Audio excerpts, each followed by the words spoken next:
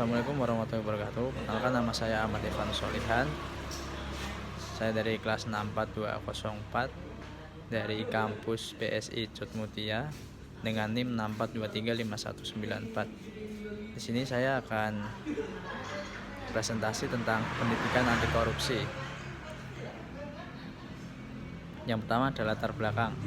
Korupsi di Indonesia telah mengancam seluruh aspek kehidupan masyarakat, berbangsa, dan bernegara.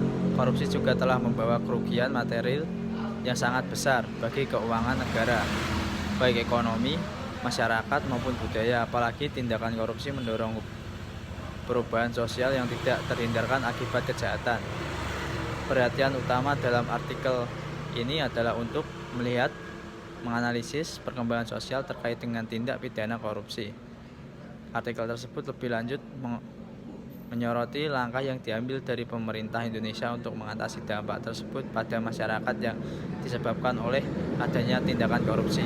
Metode yang digunakan dalam artikel ini adalah penelitian, hukum normatif yang bersifat perspektif analitis melalui pendekatan konseptual, undang-undang, dan kasus dalam menilai partisipasi masyarakat dalam upaya pencegahan korupsi. Hasil penelitian ini menunjukkan bahwa korupsi mendorong penurunan kesejahteraan sosial, memaksa masyarakat luas untuk menderita oleh pelaku tidak bertanggung jawab dan dilakukan oleh para koruptor. Berkaitan dengan itu, pemerintah didorong untuk mendapati upaya pelibatan peran serta masyarakat dalam optimalisasi pencegahan tindak pidana korupsi. Upaya tersebut meliputi arahan untuk meningkatkan kesadaran masyarakat, langkah tindakan, dan gerakan prosedural yang dapat dilakukan masyarakat dalam menanggulangi tindak pidana korupsi. Kemudian berikutnya ada contoh kasus korupsi. Wali Kota Bekasi Rahmat Effendi resmi ditangkap sebagai tersangka suap pengadaan barang dan jasa serta lelang di lingkungan pemerintah Kota Pemkot Bekasi tahun 2022. Ini menjadikannya sebagai orang pertama yang ditetapkan sebagai tersangka korupsi pada 2022. Ketua Komisi Pemberantasan Korupsi (KPK) Firly Bahuri menjelaskan kasus ini berawal dari laporan masyarakat yang menyebut adanya penyerahan uang kepada Sekretariat Dinas Penanaman Modal dan PTSP Kota Bekasi M. Bunyamin. Atas dasar itu, KPK kemudian bergerak menuju sebuah lokasi di Kota Bekasi. Saat di lokasi, KPK telah mengetahui bahwa M. Bunyamin telah memasuki rumah dinas Wali Kota Bekasi dengan membawa uang yang diduga akan Rahmat Effendi. Atas dasar itu, KPK kemudian resmi menangkap Rahmat sebagai tersangka kasus suap, dan pada Kamis KPK tersebut berkesimpulan ada 9 tersangka dalam operasi tangkap tangan. Sebagai pemberi 4 orang, sedangkan penerima adalah 5 orang, ujar Firly. Kemudian berikut merupakan foto dari pelaku korupsi, yaitu Rahmat Effendi.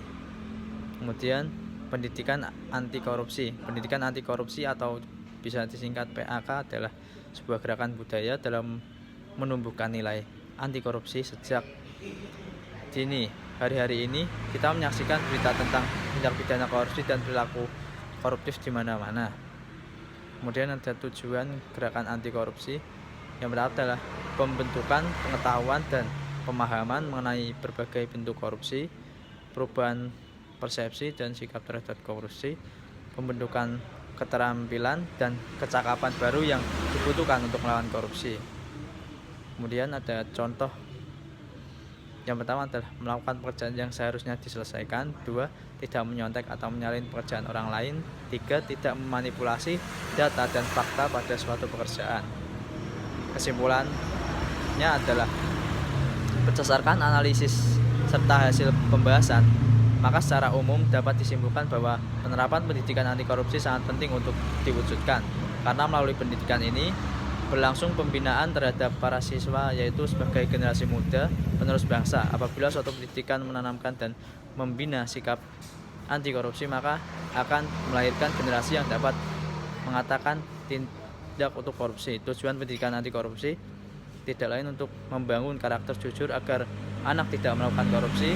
Anak-anak juga dapat menjadi promotor pemberantas korupsi. Karena itu, sejak usia dini generasi muda perlu ditanamkan mental anti korupsi serta nilai-nilai yang baik. Pendidikan anti korupsi itu nantinya terdapat dalam pendidikan karakter bangsa. Sekian dari saya. Kurang lebihnya saya mohon maaf. Wassalamualaikum warahmatullahi wabarakatuh.